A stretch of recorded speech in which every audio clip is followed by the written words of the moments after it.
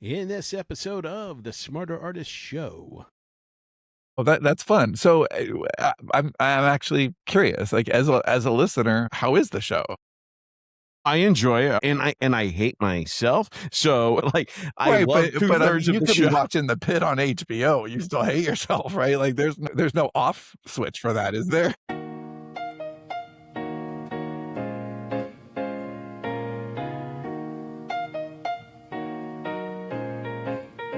Once upon a time, 3 writers helped crack open the indie publishing world. Then they rode into the sunset, building bigger stories, taking bigger swings, and learning what actually lasts when the noise dies down.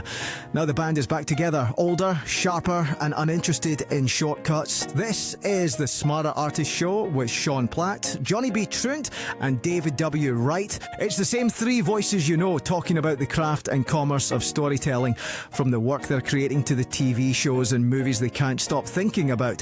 Shop talk for artists playing the long game in a creative world that never slows down. If you've been here since the early days, welcome back. If you're new, pull up a chair. You're listening to the Smarter Artist Show. Let's get into it. Hello, and welcome to the Smarter Artist Show episode, I think it's 11. I think it might be. No, it actually might be 10. It might be 10. No, it's not 10. I know it's not 10. It's either Well, it's 11. not 12. It's not 12. We should spend 5 minutes debating it. Okay, so I episode think it's 11. 13. Johnny's like, this is why I wasn't here last week, assholes. We're going to skip 13, the whole the hotel room floors and stuff like that. We're just going to go right to 14, confuse everybody.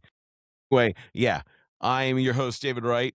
This is Johnny B. Truant and Sean Platt, my co-host, my lovely co-host. Johnny's back with us once again, and today we're talking about habits and creating habits to help you write. I can't wait to talk about the origin story of this episode. So, Johnny, are you gonna listen to the episode that you missed from last week, or are you gonna skip it because you definitely not. so long? Definitely not. You I will get to be. listen I to will be all of holding them. a red hot coal to my testicles instead, though.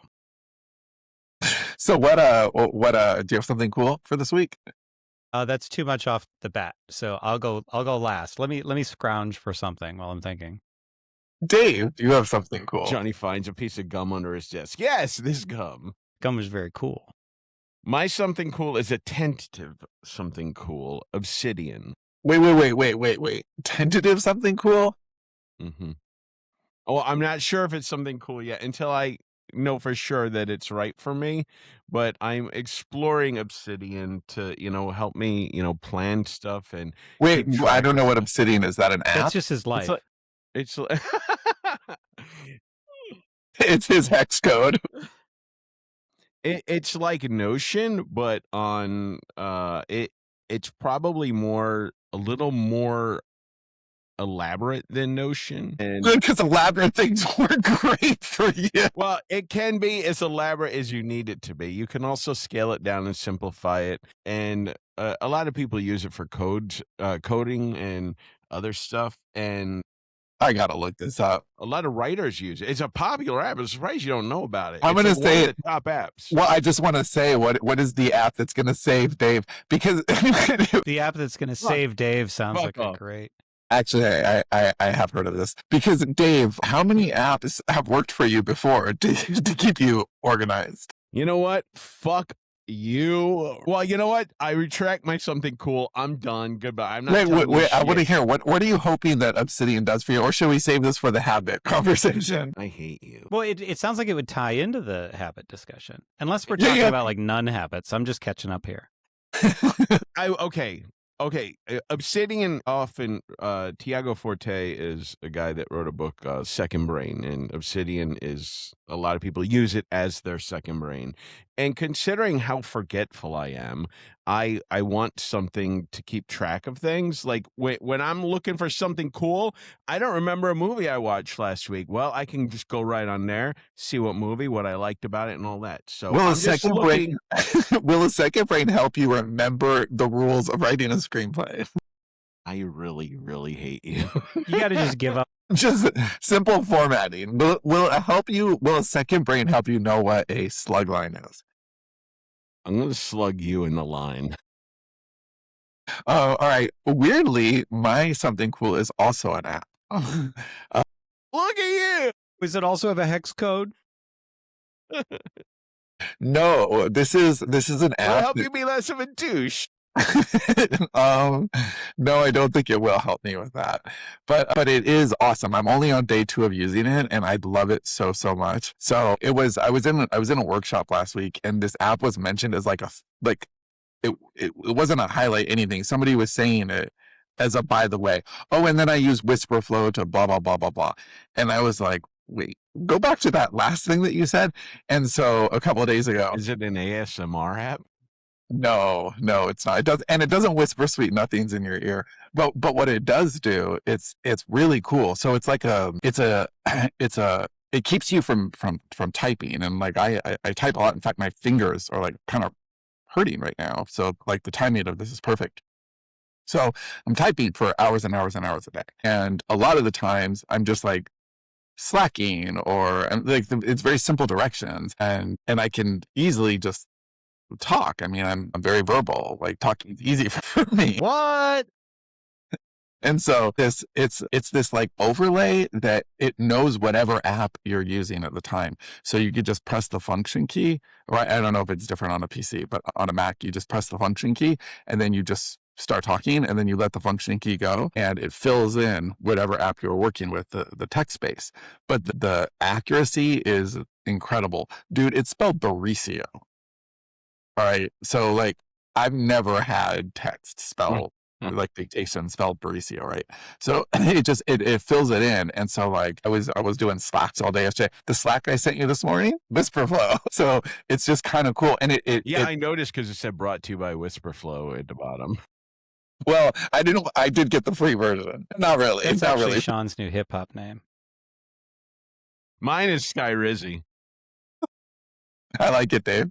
which if you don't know is a drug commercial that's on like all the time. I hadn't like I don't ever see advertising because I just have no tolerance for it. So I will wait like an entire day. Oh my God, I had to sign up for so I wanted to watch the Oscars live, and I had to sign up for YouTube TV, which is $90 a month. I had no idea it was that much. $90 It a month. was 35 when it started, and I got it.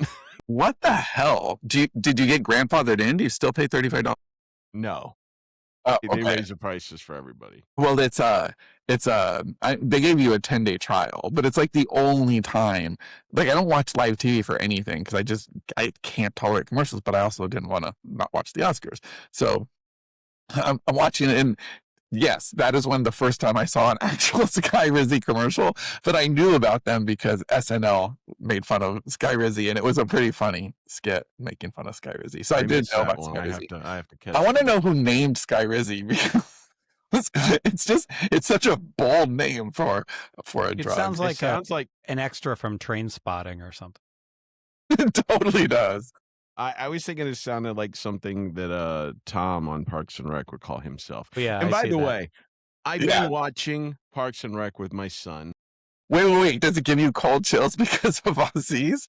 No, I don't dislike him anymore. I don't know what happened. Wow. I don't know what happened. Is it because he got canceled, so now you accept him? No, and I don't even know the whole story to that, but I know I used to get like chills when I saw him, and he annoyed me for some reason, and now I like him.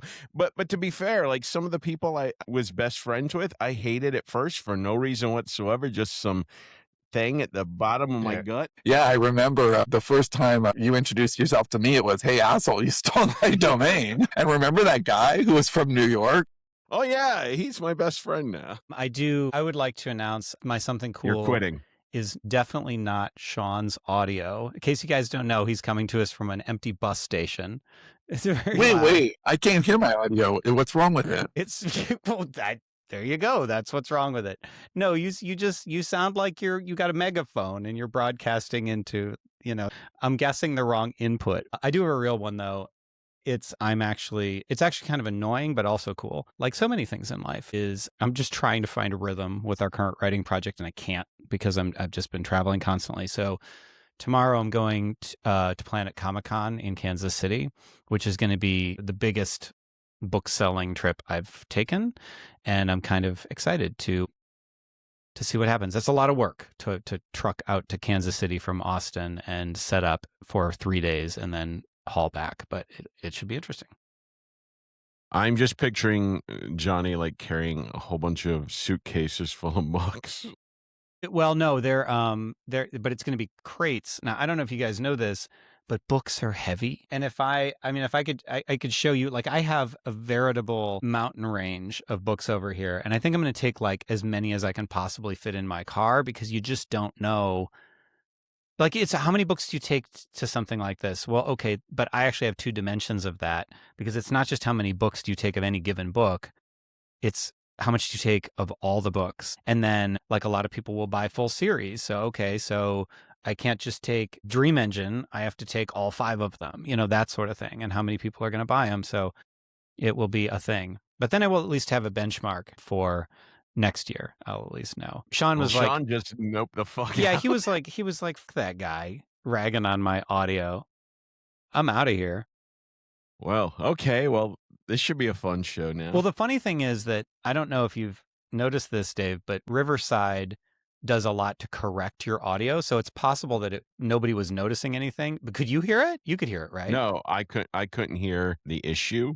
So it was. But I don't have headphones. I think it was the wrong mic. I was on the it was the wrong mic, which is weird because with Riverside normally, like, the right mic is checked, so I just click yes. But apparently it was doing not this mic, but the Mac mic. But when I tried to change it, it said basically like, "Hey asshole, you're recording right now. You can affect your volume, but you can't change your mic." And you were like, "Fuck you, bitch. I'm out of here." Yeah, I was out. Yeah, I'm actually kind of getting a weird meta thing going on, because one of the podcasts that I listen to will have these like tech discussions, and then they wonder, they're like, everybody's leaving. Like, why are we? Everybody loves hearing our tech discussions, and I was like, well, I mean, I enjoy them. I think it's funny, so I'm choosing to believe that's what people are thinking right now about us.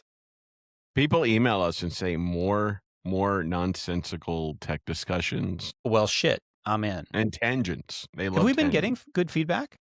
Yes, actually, I'm shocked. So if I had Obsidian loaded up and ready to go, I could read you some comments right now, but I don't. Sean could reply to it using that AI that he's talking about. Can we make a new like recurring bit where we check in on Dave's Obsidian use?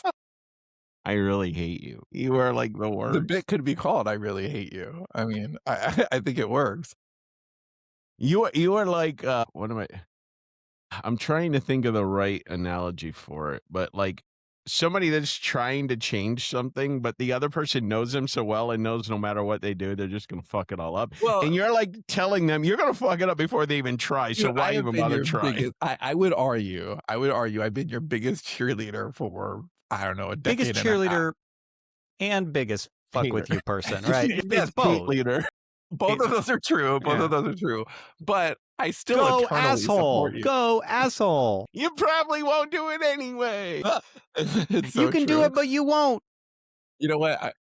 I also intimately understand the quest for the perfect organization app, because it's hard, man. It's hard. Every few years I come back to things on Mac, which I've used for, I don't know, like 15 years, and then I'm like, there's something better out there, and then I get something like Obsidian with all the bells and whistles, and then I'm like, there's too many bells and whistles. I actually think I want to take like a day, probably in a couple of weeks, and just build my own, like, in Claude that's like specifically for exactly what I need. And then I think that will be helpful, because there's always stuff that's like, oh, I like 80% of this, but what if it was just this way, but you can't kind of control those variables. Do you remember Dave's bullet journal? Yeah, for sure. I remember all of Dave's. So, okay, let's actually... That's my new bullet journal just has names. That was my segue. So, Dave, do you want to introduce the topic? This is kind of perfect transition. Well, now that you've totally, like, crushed my spirit. Oh, I crushed your spirit at like 4:30 this morning. I thought you were going to say I crushed your spirit for your own good, just like a good abuser. Look what you made me do. I tear you down to build you up. It puts the script in the basket. Or it gets the hose again. So the habit, it's funny, Johnny says a lot of things on the show. He has taken over my role. Like, we'll be talking about something and he'll just say the perfect funny thing. And sometimes I don't respond during the show, but I'm listening to, because either I don't notice or we're in the middle of a conversation. I'm trying to figure out what I was going to say, but then I'll be listening later as I'm editing, and I'll just start laughing my ass off. Oh, so So that's another way that you're becoming the new Johnny is listening to the show. Like you've never once listened to one of the I've Ultra now Rolls, listened to right? every episode at least 2 or 3 times because I'm editing them. I'm putting it on video. I'm doing the notes and all that other shit. So yeah. Oh, that's fun. So I'm actually curious. Like as a listener, how is the show? Oh, I enjoy it, and I hate myself. So like, I Right, love but I 2/3 mean, of you the could be show. watching The Pit on HBO. You still hate yourself, right? Like there's no off switch for that, is there? No, I love the show. I think of things all the time that, oh, I wish I said this different, or You should I put wish it I in your didn't say that Obsidian. horrible thing. Yeah. So yeah, today's show is about the origin of this. We were supposed to start our useful episodes this week, and Sean was busy doing other stuff because he's going to plan it out. And No, it's actually planned, but I don't know if I actually gave you this reason, Dave. The kind of the hinge piece that we did the interview for a couple weeks ago, and I needed to write that out. So I finished writing that, but I wanted a second set of eyes on it before we okay, we put it out. Like our original pub date was going to be uh, April 3rd. Now it's April 10th. But I wanted you to have it to like be able to orchestrate an episode around. And I didn't want put it to in rush you. I Obsidian. didn't want to be like, hey, here it is. Like, get ready really fast. I wanted to give you more time. But I will say, so I finished it on Sunday. And I like it even more than I expected. And I wasn't really sure. Like, I loved the interview that we did. I thought it was really good, and I can see how helpful it will be. But then I had to actually do the work of taking the interview and turning it into something. And that's when my enthusiasm goes down. So I'm like, I love that first lap of the relay. And then I get to hand off the baton. And this was like, oh, now I got to do the next lap. But I really, really did like it. So anyway, I'm really looking forward to next week. You'll see what that is next week. Yeah, it's cool So stuff, you guys. So Sean's like, think of a new episode. I'm like, fuck. So I thought about like the thing that I've struggled with the most, and the thing I think a lot of people probably struggle with, and that is, creating and keeping habits, whether it be, just health habits or something to do with your writing. And I think developing a routine is one of the I'm very like, I want to have a routine, but like just everything that could possibly keep me from having a routine always happens, and I struggle with I it. want to have a routine. Right. So a little more nuance to this origin. So there was something that Dave was going to start doing. Was this little task that I was taking off of my plate and giving to Dave? And I'm like, hey Dave, this is a daily thing that needs to be done. Can you do it? No problem. So he did it like 3-4 days in a row to start, which was great for Dave. Oh, And I then did it for a few weeks in a row. I did. Yeah, I did. not a few weeks, dude. Not a few weeks. See, here's the thing. You can't say stuff like this when it's documented. If I had my Obsidian. Right? He did it intermittently for a few weeks in a row. But like when you started out, it was actually a few days in a row. Like, and then it just started getting more sporadic. And then I was like, I had to check in a couple times. And then he just like dropped off, like totally like 2 weeks passed and there's nothing. So this morning, after he mentions the habit thing, and I'm like, wait, we just talked about this habit of you forming within the last month and we didn't even make it. And so my question to Dave, and there was actually I have a So Dave- question before you ask Dave this question, by the way. all right, so Dave pitched a few different show topics, and I actually like them all. They're all great, and they're all coming up, you guys. Dave's on fire. Like there are some good episodes. They're in my Obsidian. But then the one about habits was like, wait, let's just go with that one, because my question to Dave, hold on, Johnny, what's your question? Well, I would like to know, without, clearly you're not telling us what this is for a reason, but I would like to know what negative things happened as a result of Dave not doing it. Nothing. Like there weren't really consequences for this thing. Okay, It's you not could like have replied pushing much funnier to that, because I was super bored when that story started.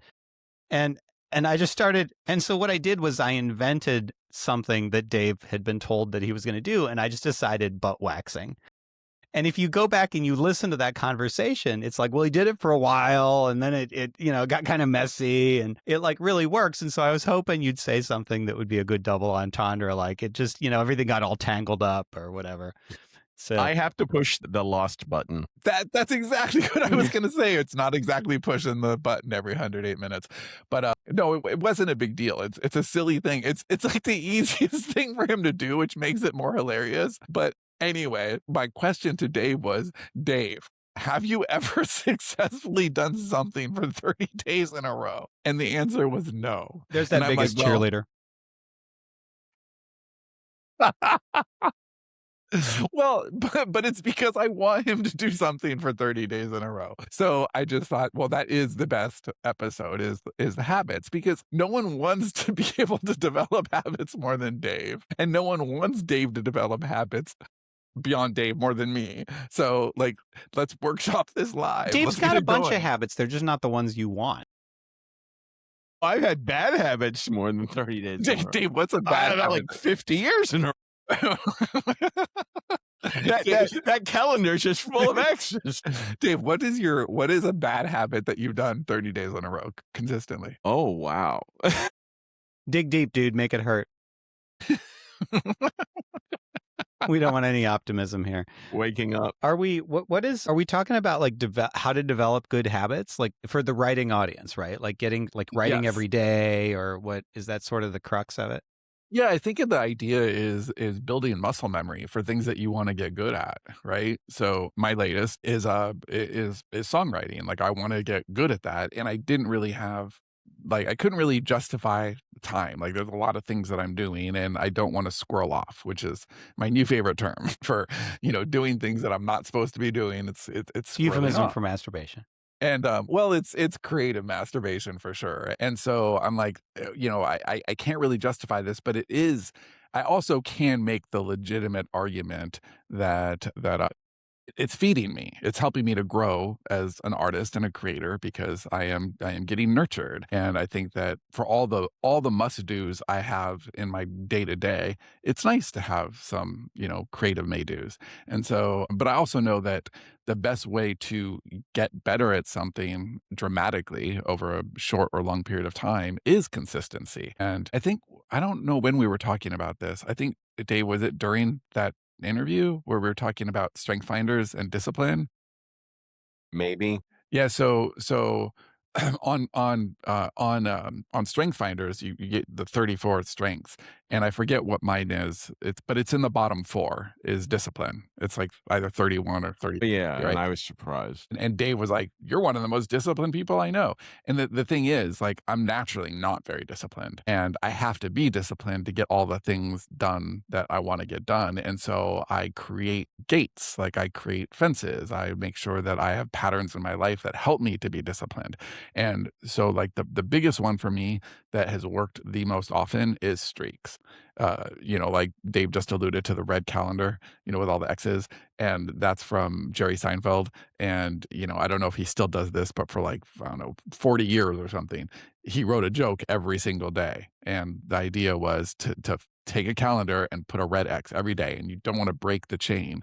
And that worked really well for me. Like I was getting 10,000 steps a day, and for like, I don't know, I had, I think, 1,100 day streak on that until Texas froze over a few years back. And I was like I couldn't walk out. I didn't have the shoes for it, What, you couldn't walk around your house 10 I could have. I could.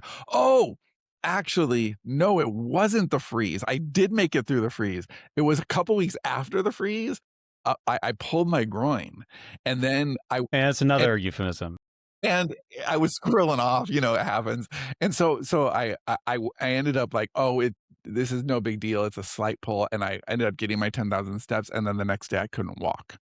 And then from that point on, Cindy forbid me from carrying any streaks that would get me like immobile. So yeah, but streaks really help. So right now, my music is like, it's as simple as 1 hour a day. Like and my timer goes off, and then I get onto my real work. But it's like, I want to keep the streak, because I also know that I am a little bit ADHD, right? And so if I stop doing the music, then it might be 2 months before I get back to it, and then I'll have lost a lot of momentum and, feel momentum there right now, and so I wanna keep feeding that. So I think streaks are a big thing for me that have always very successfully worked. Me too. Yeah, I just looked at my app. I have a 1,337-day streak of playing my guitar or making music of some sort as well. Well, that's Yeah, that's my longest streak. So, Johnny and I both have music streaks, Dave. Are you gonna start streaking with music?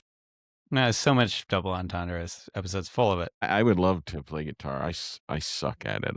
I've tried. I just cannot get my fingers to work well. And I love music. Fucking like every time I hear like whether I'm listening to like Radiohead or Sunny Day Real Estate, like and Dinosaur Jr., it's like 3 different guitar styles, and like every one of them, I was like, oh my god, or Tool even, and I'm like, oh, I would love to like just love Good to luck do that. jamming like Yeah, yeah. Dinosaur You just Jr. got to has, like, stick a with it, dude. I didn't start until I was almost 45. I just like when I played guitar a lot, it was like chord changes. That's it. I didn't try to do anything with actual notes. It was just chord Wait, changes. so both of you could play guitar?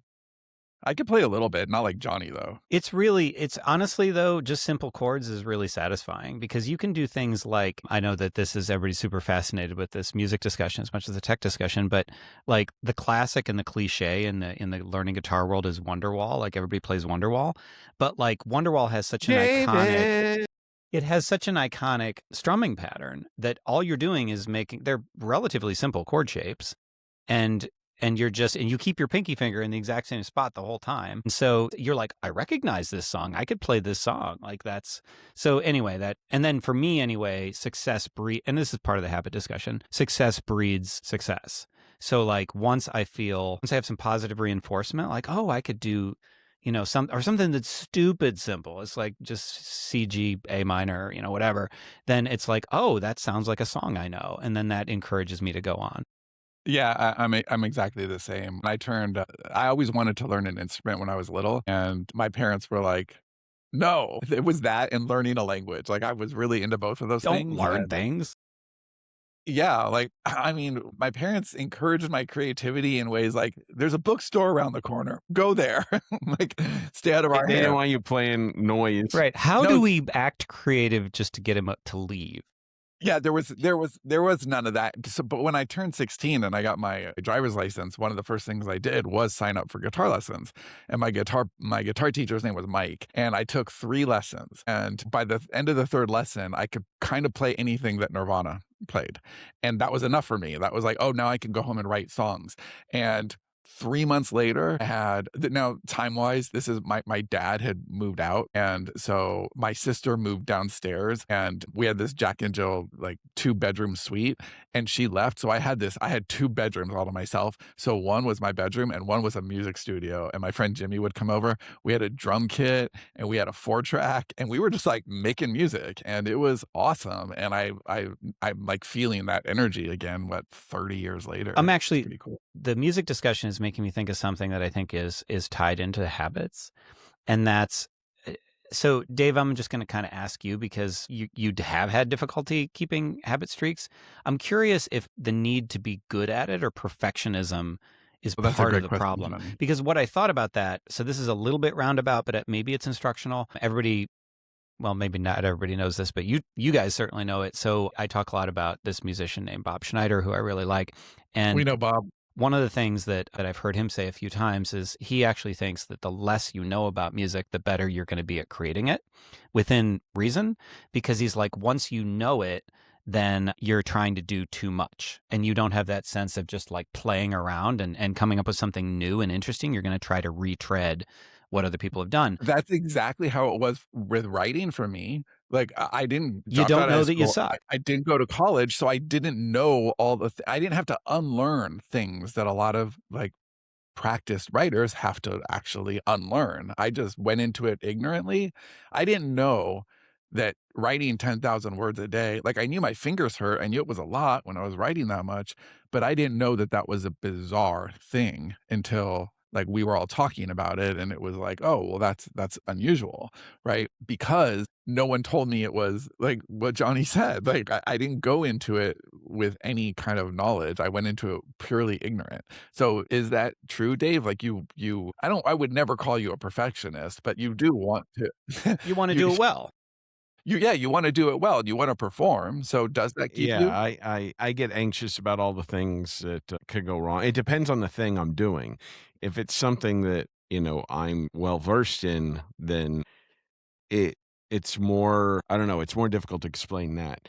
But starting guitar or even keyboards, I'm better at piano than guitar. But anytime I just see what I can't do, and I just get Wait, do frustrated. you have a piano or like a Casio? A Yeah, keyboard, that's yeah. cool. Oh, actually, I've seen that in your office. So yeah, I just think, well, I'm not good. I don't have the time to get good. What's the point? It's not like I'm gonna go fucking start a band and tour and shit. And I just think of all the reasons I shouldn't do it, and then I'm like, okay, fuck it. I got other things I could be doing that I can do that will probably be better. I don't know. I just talk myself out of it. I have a music tip to throw in that maybe there's some, because I feel like there's a little nugget of like wisdom in there as well, that may be applicable to habits. Is so the specific thing I was going to say is I thought the same thing. I wanted to learn piano first just because I had fallen in love with it. But this is going to sound really obvious. Here's the thing that I didn't think of when I started learning piano. When you learn piano, you have to sit down at a piano. Even a keyboard is not really portable. I mean, it kind of is, but not really. So you have to sit down at it. And then you are doing piano. But the reason I like guitar, the reason that I made the switch is because I can just sit on the couch when I'm watching TV and just mess with it. And so I almost wonder if there are like habit hacks like that, where you can shift the target a little bit to something that naturally conforms to your own rhythms and isn't such a departure. So it doesn't take as much self-discipline. Does that make sense? Yeah. Yeah, it absolutely does, and I would add that one of the reasons the music fits into what I'm doing is because there's different phases. So, like, if I'm writing something, even if I'm just using because most of what I'm doing is lyric creation, right? And so I do that first thing in the morning, but if I have an incomplete couplet, like I'm thinking about it later in the day, right? I'm thinking about it like sometimes I'll wake up and I'll be thinking in couplets, or I'll go on a walk and I'll listen to things that I've made, and I'm like filtering through them like good, bad, good, bad. And so, well, I need to take a walk every day. And so it's something where I can like to Johnny's point, finding ways to like integrate habits that you're trying to build into your lifestyle so you're not walking uphill both ways, I think is a really smart hack. Now, one of the things that you do, Sean, and I don't know if Johnny does the same. I don't know if Johnny does the same thing. You have the dedicated work time where you split your work between Johnny definitely has dedicated work time. creative and admin or other stuff, and that's something like. I see you do it, and I'm like, oh, I wish I could do that, but my creative time, like when I feel creative, isn't all it's different every day, and because my sleeping schedule is different every day. I struggle with that, and, like, I was actually, like, all last week, I was up during the day. I was up in the morning, and then there was something that I needed to get done, and I wanted to get it done for you because you were gonna send a script to somebody, or you wanted it done by Friday or something. So I wound up staying up all night again, and I do that because it's easy to do. Did it, and then boom, I'm off now. So now I'm off my game. I feel like shit, and I struggled this week, and I always do that. I sabotage myself. Yeah, oh, I mean, I've watched you do it the entire time we've known each other. I think that there's a hierarchy of habits, There right? is no So, hierarchy. Johnny, can you ever hear that word ever without Nope. That and yeah, there's a few others. Is um, that a Robert McKee thing? No, no. that was Tyler. You don't That remember was Tucker was fuck on and Tucker you asked next. if there was a hierarchy in restaurants between like Olive Garden and Johnny Carino's or like Cheesecake Factory or whatever, and he goes, "There's no hierarchy. None of it's Well, Dave food." didn't say, is there a hierarchy? Dave said, what's the hierarchy? You wanted to know if it was okay to go to Johnny Carino's because Olive Garden was such shit or whatever. He was such an elitist. Oh, yeah. So, yeah, for me, there is a hierarchy when it comes to building habits, and one of the things that that is most important to me, it didn't used to be, but like gradually over the years, and now I would say it's the most important thing. I think diet's super important. I think what you put into your body really affects your fuel and your energy. A Twinkie a day? I mean, does that Twinkie a help? day. I've heard that. It's sleep. Like, I'm very, very consistent in my sleep. I had a rough few months last year from, like, I don't know, August to the end of the year that, like, I was my R-ing was like, "Dude, are you alive or dead?" And it was like, I was sleeping. By the way, I felt so bad for you at that time, but at the same time, I was like, that shittiness you feel is my baseline.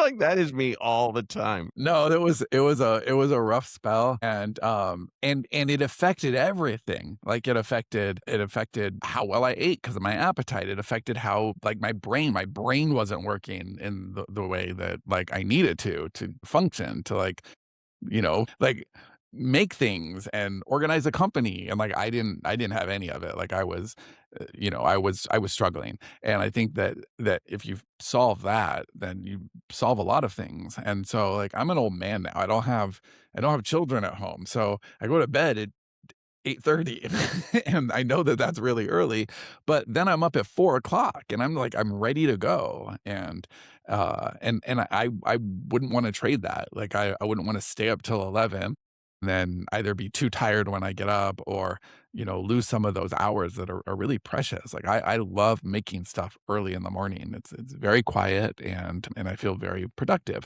but it's sleep. So sleep is my number one habit, and Cindy feels the same way. We said earlier in last year, before sleep went away, this was like in the spring, and we were looking to get a new bed because our bed was on the older side, and we said we want to be professional sleepers, because if we get our sleep in order, then so many other things are just going to fall into place. And it's true. I think sleep is so, so important. The older I get, the more I think that.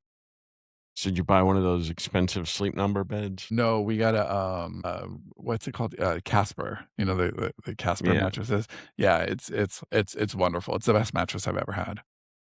Well, I would love to go on and on about my sleep issues. I've had insomnia most of my life. I worked a midnight job for like 12 years. I'm naturally wired to be awake at night. Being awake during the day is difficult for me. So, yeah, I have to figure that out. But I want this episode to be useful to people. So, what are some of the things that most people can do to create like a writing habit specifically? I think accountability helps a lot. Like, who are you accountable to? I mean, I know you're accountable to me, you're accountable to the company, but I mean, this is not me busting on you. This is me seriously asking. If you're just accountable to yourself, does that ever work? Or do you need to be accountable to somebody else for that to actually matter?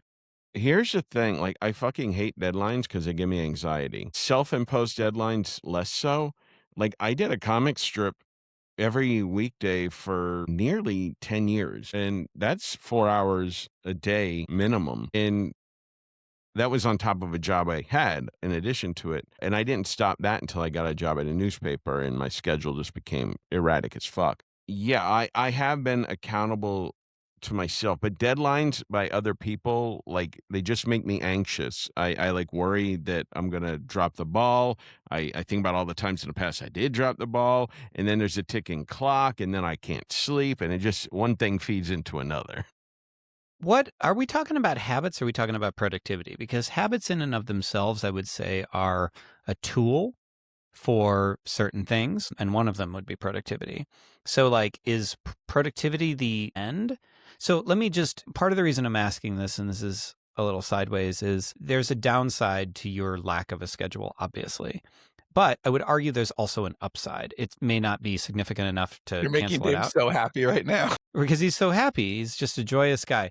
No, so I've had a hell of a time these past few weeks and months writing consistently, but it's because my schedule is kind of fucked. And where that shows up is, like, there's a lot of urgency with things, and I often have to handle them early, and that's my writing time. And if I intrude too much on the writing time, then it's like I can't recalibrate later. I can't write later. And I almost wonder if there's a strength Exactly the to same. that, Yeah. Because if I could do it later, I would. But it's like, if I lose, like, if it's 9:30 or 10 by the time I think about writing, chances are I'm probably not going to write. Yeah, it's I always Dave was talking about this earlier that like I partition my day. So I always do writing, before. Basically, I'm not going to write after 11 o'clock. 11 o'clock is when I stop, I have lunch, I nap, again, sleeping. Bubble I bath. nap every day. And then I get back on it. And so like when we record at 1 o'clock, like that's after nap time. And so from 1 o'clock until dinner is when I take meetings and catch up on all that kind of stuff. Because I actually, even if I tried to write, I would have diminished returns. I would work way harder for like less than stellar results. And I think that's because it's a willpower thing. I think that you lose the ability to make good decisions throughout the day. I think that decisions, there's a cost for every decision that you make. And if you're talking about good writing, think about how many micro decisions you're making for every page. There's like, is this a period or a colon? The amount of and now in an AI world, should I use an M dash or is somebody Always gonna yes. say right? What was the word that So, you said was an AI word that I used? Do you remember? I don't know if I think we were just talking about words in general, words that we both use There was that a are now. specific word that I remember you saying that's Was an it AI delve? word. Was it what? Delve? Delve? Might have been delve. But like Delve that's is a word they took away from us, dude. no, fuck that. Like I'm They're not sorry. taking my M dash. No, because I don't. Here's the thing. Okay, so I know I'm going off on a tangent, but here's the thing. I think if people think that I'm using AI and if they don't like it, like if somebody doesn't like books written with AI and think that I'm doing it because of Delve and M, I don't give a fuck. Like fuck you. Who cares? I'm not. So I don't like. I was there first on the M dash and Delve and whatever else. So if suddenly AI gets in here like I'm gonna use those words and fuck everyone up, I'm like, go away then, dude. Well, I will admit it has affected my writing. We had a book with an abundance of M dashes. That should be the title of it. It's like that thing in Office Space where the guy says, "Why don't you go by Mike instead of Michael Bolton?" And he's like, "Why should I change? He's the one who sucks." Yeah, we had a reviewer that's like, clearly this is written with AI. Look at all the M dashes. And I'm like, I've been using M dashes forever. Going back, it just looks like I was writing in a hurry, which I was. So anyway, I just think that like I wish that wasn't in my head a little bit, but it does. It gets in my head. Anyway, that's a whole tangent. That's not the point. The point is that you have all these micro decisions when you're writing, and that like I'm done. By the time I'm having lunch, I can carry on a conversation and I can take meetings and I can do that kind of stuff. But if I sit down to write, I don't have the willpower to stay on the page. I like, well, maybe there's something on YouTube I haven't seen yet. It's just everything. I scroll off. I scroll off in the afternoon if I try to write. So, all right. Well, okay, for an actual takeaway, I think that one of the best things you can do to develop good habits and as a result have stronger productivity is know yourself. I think the better that you know yourself, the better you can kind of build those systems. And so Dave, I think that if you try to build, like if your habit is, wake up at, 8 a.m. every day and go to bed at like my habit is I know myself. I want good sleep and I want that rhythm. And I have a natural circadian rhythm that gets up early. You don't, but you shouldn't fight that. You shouldn't say like, well, I want to build a great habit, so I'm going to try to go to bed at the same time every day. What you should do is build systems around your reality. Know yourself, know how you perform best, and then meet that standard and then meet it well, rather than trying to meet a standard that is going to like set you up for failure, right? Because like it's so easy to stumble, and then that cycle is there. Well, man, I fail. Why do I even try? I mean, why even try used to be your mantra for a while. Yeah, like Nike had just do it. I had just don't Just don't bother. bother. I love the idea of launching a "Just Don't Bother" campaign. Well, okay. So any other useful tips? I really got to think about this and what I'm going to do. This isn't going to be like a one episode thing. I think we're going to have to revisit it with maybe a little more constructive lessons I bet that Obsidian I've will help learned. you with that. You what? I bet Obsidian will help you with that. Well, should we? I mean, so should we try to be useful or anything like that? Like we got a little bit of the podcast left. Do we want to?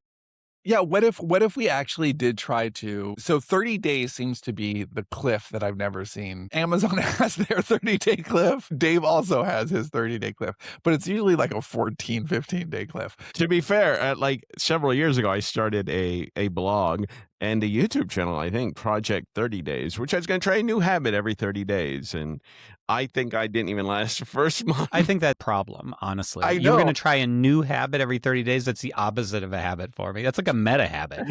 Yeah, why don't you just pick one thing that you want to do and streak? Like, see how long you can maintain a streak, because that Last is a time I legitimate streaked, the habit. police intervened and said, "Put your clothes back on, sir. This is a You have public to park." do it. You can't do it at a sporting event. You have to do it like a church. Okay. So what is something that you legitimately want in your life that you can do? Because I have seen it. If it's like even something that you do that you're supposed to do every day, but like let's say you take weekends off. That's not the right habit, because when you put something down, it's very hard to pick it back up. I'm the same way, which is again why streaks work for me. So what is something that you can do every single day, no matter what? And we can check in with you all the time and say, hey, is your streak still going? Because I do think that would help you. I do think I should walk again. I've gotten off of that. Dave. Ooh, the walking Dave. Are you going to bring it back? I don't know about that. I don't even know where my recorder is. I love the walking It's Dave. this little brick thing that Oh, the phone. Yeah, I mean that could be the most. I mean, there's a lot of things I would like to do, but that's probably the thing that I should do, Yeah, which I I've actually gotten think off of. that's a little bit like sleep. It's just something that it's good for longevity. It's good for your overall health. it also Your might help you stack them, honestly. Yeah. Yeah, totally. And your brain works better when you move. So like, Yeah, I had a run a while ago where I was like, forever, I was unable to get under 300 pounds. At my worst, I was almost 400 pounds back in early 2000s. So I think when I started with you all, writing and stuff, I was probably like 340 or something. So then a few years ago, I started walking. I started being a little more mindful about what I ate and stuff, and I got under 300 for the first time ever. And I've gotten all the way down to 260. Right now, I'm at 270. dude, So That's pretty 260 is good. great. Yeah, 270 is great. I'd like to be 220. That's always like my ideal goal. Because I am 6'4", so that seems about right. I don't know. Yeah, dude. Wait, did you grow an inch? Haven't you been 6'3"? I'm 6'4". Thank you very much. Are you taller than me? I didn't know you were I'm taller. 6'3.5", but I bump it up just because I don't like to say 6'3" or 6'3.5". I say 6'4". I do think that putting a habit inside of another habit is an interesting hack, or finding a kind of a back way into a habit. I agree So with just Johnny. an example from me is that I was always really disciplined about diet and fitness and stuff. And then for a while, like, life got chaotic. Life was kind of chaotic last year. It's been chaotic this year. And it's been hard to just discipline myself back into like eating well. Like, eating, that's my Achilles heel. I'm like, fuck it. I'm eating chips right now. Just like, you have a bad day, you have a long day, and you're just like, screw it. So after not being successful in just trying real hard, I thought I'm going to do a structured workout routine. And I had just been going to the gym and doing whatever I wanted to do. So I was going, but I was just kind of winging it, whatever felt good. So I just chose something really structured, because my thinking is, if I can, and I've done this one before, and if I can just follow instructions and just follow the program and do what I'm told, that's a certain level of discipline that is, and I think will continue to build in terms of overall discipline.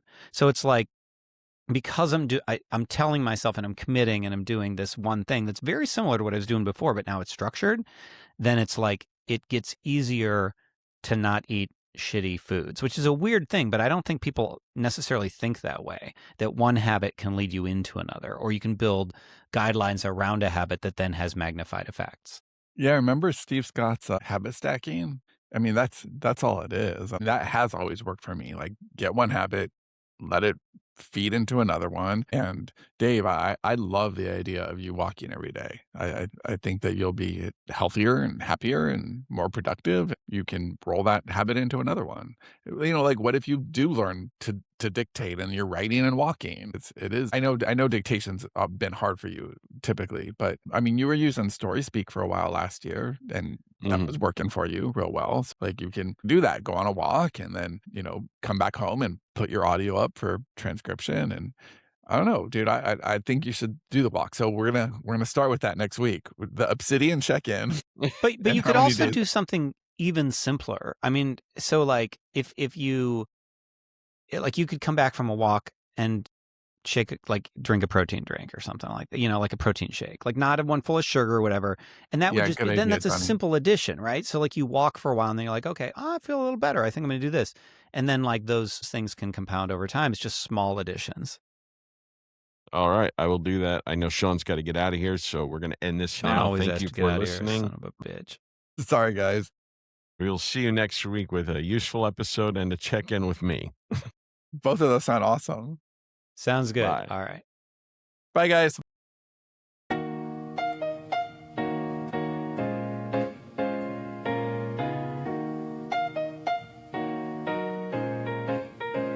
They chase the spark, we own the dark. They feed the scroll while we leave a mark. No tricks, no hacks, just the code they lack. Yeah. We stay on the rails while they fall off the track. Smarter artists never die. Yeah.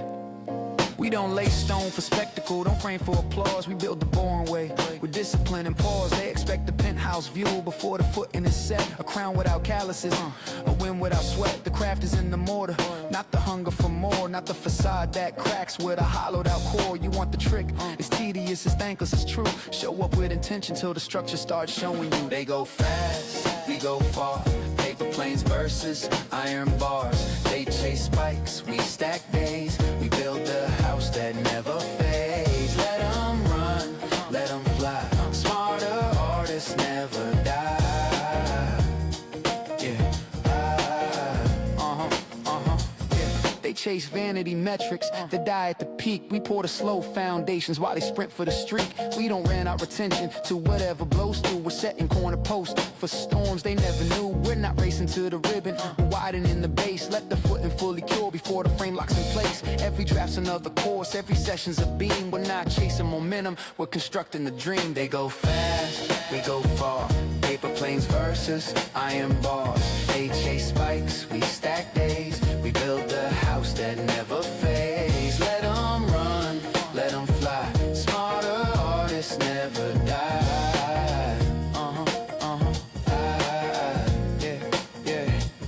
They'll throw parades while you're still setting the forms. Pop champagne and glass towers while you're bracing for storms. Some nights you wonder if the blueprints a lie, if the long game's just patience that forgot how to fly. But scars become low bearing when the structure survives. When the fast builds crack open and the slow ones stay alive. We don't ask for permission, we don't wait to be seen. We're drafting our futures in the quiet in between. They go fast, we go far.